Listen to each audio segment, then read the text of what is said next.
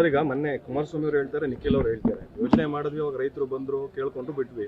Red zone ಈಗ ಸರ್ಕಾರ ಇದೆ, ರೆಡ್ ಝೋನ್ ತೆಗಿಲಿ, ಇನ್ನು ರೈತರು ಅನುಕೂಲ. ಈಗ ನಾನೊಂದು ಹೇಳೋದು, ನಿಮ್ಮ ಕಾಲದಲ್ಲಿ ಯಾಕೆ ತೆಗಿಲಿಲ್ಲ ಹಂಗಾರೆ? 2018ರಲ್ಲಿ ಇದೇ ರೈತರು ದೇವೇಗೌಡರ ಹತ್ರ ನಿಮ್ಮ ಹತ್ರ ಬಂದ್ರಲ್ಲ, ನೀವು ಯಾಕೆ ತೆಗಿಲಿಲ್ಲ ಹಂಗಾರೆ? ಅವ್ರ ಸರ್ಕಾರ ಇತ್ತಲ್ವಾ, ತೆಗಿಬೋದಾಗಿತ್ತಲ್ವ? ಯಾರು ಇದನ್ನ ಹುಟ್ಟಾಕಿದ್ರಲ್ಲ ಅವರೇ ತೆಗಿಬೋದಾಗಿತ್ತಲ್ವಾ? ಈ ಯೋಜನೆ ಆಗಬೇಕು ನಡೀರಿ, ನನ್ನ ಕನಸಿನ ಕೂಸು ಅಂತ ಹೇಳಿಲ್ವಾ? ಈಗ ನಾನು ಮೊನ್ನೆ ಏನೋ ಒಂದು ಕೇಳ್ದೋ, ನಿಮ್ಮ ಮಾಧ್ಯಮದವ್ರು ಕೇಳವ್ರೆ, ಸರ್ ನಿಮ್ಮ ಜಾಗನೂ ಐತಲ್ಲ ಅಂತಂದರೆ ಅವರು ಕೇತ್ಕನಹಳ್ಳಿ ಜಾಗದ ಮಾತಾಡೋರೆ. ಭಾಳ ಬುದ್ಧಿವಂತರು ಅವರು. 60 ಎಕರೆ ತಮ್ಮ ಶ್ರೀಮತಿ ಹೆಸರಲ್ಲಿ ಮತ್ತು ಮಗನ ಹೆಸರಲ್ಲಿ ಇರತಕ್ಕಂಥದ್ದನ್ನ ಮಾತಾಡಿಲ್ಲ ಅವರು. ಕೇತ್ಕನಹಳ್ಳಿನ ಡಿವೇಟ್ ಮಾಡಿದ್ರು. ನೀವು ಮಾಧ್ಯಮದವ್ರು ಹೌದು ಅಂತ ಅದನ್ನೇ ಕೇಳ್ಕೊಂಬಂದ್ವಿ. ನಾವೇನು ಮಾಡೋದಕ್ಕೆ? ಅವ್ರದ್ದು ಐತಲ್ಲ 60 ಎಕರೆ, ಬೇನಾಮಿ ಅಲ್ವಾ ಅದು? ಹೇಳಿ. ಸುಮ್ಮನೆ ಬೇರೆಯವ್ರಿಗೆ ನೋಡ್ರಿ, ನಾವೆಲ್ಲ ಗಾಜಿನ ಮನೇಲಿ ಕೂತ್ಕೊಂಡವ್ರು ಎಲ್ಲರೂ, ಎಲ್ಲ ಕಲ್ಲು ಹೊಡಿಯೋದು ಬೇಡ. ಯಾರು ಸತ್ಯ ಹರಿಶ್ಚಂದ್ರರು ಅಂತ ಹೇಳಿ ಅದೇ ತಟ್ಕೊಳ್ಳೋದು ಬೇಡ. ನಮ್ಮ ಲೀಡ್ರ್ ಹೇಳವ್ರೆ, ನಾನು ರಿಯಲ್ ಎಸ್ಟೇಟು ಮಾಡಿದ್ದೀನಿ, ನಾನು ಬಿಸ್ನೆಸ್ಸು ಮಾಡಿದ್ದೀನಿ, ಎಲ್ಲ ಮಾಡಿದ್ದೀನಿ ಅಂತ ಪ್ರಾಮಾಣಿಕವಾಗಿ ಅವರು ಒಪ್ಕೊಳ್ಳೋಕೆ ಹೇಳ್ರಿ. ಈಗ ಅಶೋಕ್ ಅಣ್ಣನ ಅವ್ರದ್ದು ಎಷ್ಟೈತೆ ಆದಾಯ, ಕುಮಾರಸ್ವಾಮಿ ಅವ್ರ ಕುಟುಂಬದವ್ರದ್ದು ಎಷ್ಟೈತೆ ಆದಾಯ, ಅದು ಎಲ್ಲಿಂದ ಬಂತು ಅಂತೇಳಿ ಪ್ರಾಮಾಣಿಕವಾಗಿ ನೀವು ಅದ್ರ ಬಗ್ಗೆ ವಿಮರ್ಶೆ ಮಾಡಿ.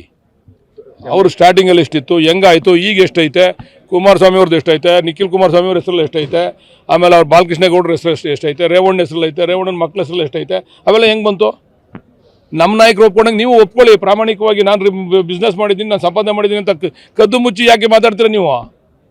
ನಾಟಕ ಆಡೋದು ಬೇಡ ರೀ. ಯಾರು? ಅಶೋಕ್ ಅಣ್ಣ ಹೆಸರು ಪ್ರಾಪರ್ಟಿ ಐತಲ್ಲ, ಅದು ಕೋಟ್ಯಾಂತರ ರೂಪಾಯಿ ಪ್ರಾಪರ್ಟಿ, ಹೆಂಗೆ ಬರ್ತದೋ ಹೇಳಿ? ಅವ್ರು ಮಂತ್ರಿ ಆದ್ಮೇಲೆ ಬಂದಿರೋದು, ಮಂತ್ರಿ ಆಯ್ಕೆನ ಮುಂಚೆ ಎಲ್ಲ ಬಂದಿರೋದು, ಎಲ್ಲಿ ಬಂತದೆಲ್ಲ? ರಾಜಕೀಯಕ್ಕೆ ಬರೋಕ್ಕಿಂತ ಮುಂಚೆ ಇದನ್ನ ಜಮೀನು ತಗೊಂಡಿದ್ದು ಡಿ.ಕೆ. ಶಿವಕುಮಾರ್ ಅವರು. ಸ್ಟಾರ್ಟಿಂಗ್ 3 ಎಕರೆ ಇತ್ತು, ಈಗ 1400 ಕೋಟಿ ಆಗಿದೆ. 2018 ಹೌದ್ರಿ, 3 ಎಕರೆಯಿಂದನೇ 1400 ಕೋಟಿ ಆಗೋದು. ನೀನು ಹೇಗಾಗಿ 1400 ಕೋಟಿ ಆಗೋದು ಅಂತ ಮಾಡೋರು. ಅವ್ರು ಹೇಳೋರಲ್ಲ, ನಾನು ಬಿಸ್ನೆಸ್ ಮಾಡಿದ್ದೀನಿ. ಆಮೇಲೆ ಅವರು ಮೊದಲಿಂದನೂ ಕೂಡ ಬಿಸ್ನೆಸ್ ಮಾಡ್ತಾವ್ರೆ. ಆಮೇಲೆ ಇವ್ರಂಗೆ ಸುಳ್ಳು ಹೇಳೋದಿಲ್ಲ ಅವರು. ಡಿ.ಕೆ. ಶಿವಕುಮಾರ್ ಅವರು ಸತ್ಯ ಹೇಳ್ತಾರೆ, ನಾನು ಬಿಸ್ನೆಸ್ ಮಾಡಿದ್ದೀನಪ್ಪ, ನಾನು ಸಂಪಾದನೆ ಮಾಡಿದ್ದೀನಿ, ನಾನು ಪ್ರಾಫಿಟ್ ಬಂದಿದೆ, ನಾನು ಹಾಕಿದ್ದೀನಿ, ನನ್ನ ಆದಾಯ ನೋಡ್ರಿ. ಈ ದೇಶದಲ್ಲಿ ಇರ್ತಕ್ಕಂಥ ಎಲ್ಲ ಇಲಾಖೆನೂ ತನಿಖೆ ಮಾಡಿಬಿಟ್ರಲ್ರಿ ಇವ್ರನ್ನ. ಇವ್ರು ತನಿಖೆಗೆ ಒಪ್ಕೋತಾರ ಕೇಳ್ರಿ.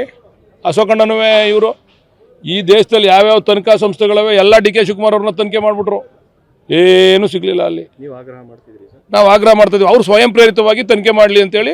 ಅಶೋಕಣ್ಣ ಇರ್ಬೋದು, ಕುಮಾರಸ್ವಾಮಿ ಅವರು ಇರ್ಬೋದು, ಅವ್ರ ಕುಟುಂಬದ ಆಸ್ತಿ ಎಲ್ಲ ತನಿಖೆ ಆಗಲಿ, ಎಲ್ಲಿಂದ ಬಂತು ಅಂತೇಳಿ ಸ್ವಯಂ ಪ್ರೇರಿತವಾಗಿ ಅವ್ರು ಏನಾರು ಕೊಡ್ತಾರ ಕೇಳಿ? ಬರ್ಕೊಡ್ಬೇಕು ಒಂದು ಲೆಟರ್ನ ಅವರು. ನಮ್ದೆಲ್ಲ ತನಿಖೆ ಮಾಡಿ, ಎಲ್ಲಿಂದ ಮೂಲ ಎಲ್ಲ ತನಿಖೆ ಮಾಡಿ ಅಂತ ಬರ್ಕೊಡ್ತಾರೆ ಕೇಳಿ? ನಮ್ಮದನ್ನ ತನಿಖೆ ಮಾಡಿಸಿದ್ರಿ, ನೀವೇ ಲೆಟರ್ಗಳು ಬರೆದ್ರಿ, ನೀವೇ ಪ್ರಧಾನಮಂತ್ರಿಗೆ ಲೆಟರ್ ಬರೆದ್ರಿ, ನಮ್ಮನ್ನ ಜೈಲ್ಗೆ ಹಾಕ್ಸ್ಬೇಕು ಅಂತ ಮಾಡಿದ್ರಿ. ಎಲ್ಲ ಕೇಸ್ ಯಾರು ಮಾತಾಡ್ತಾರೋ ಅವರು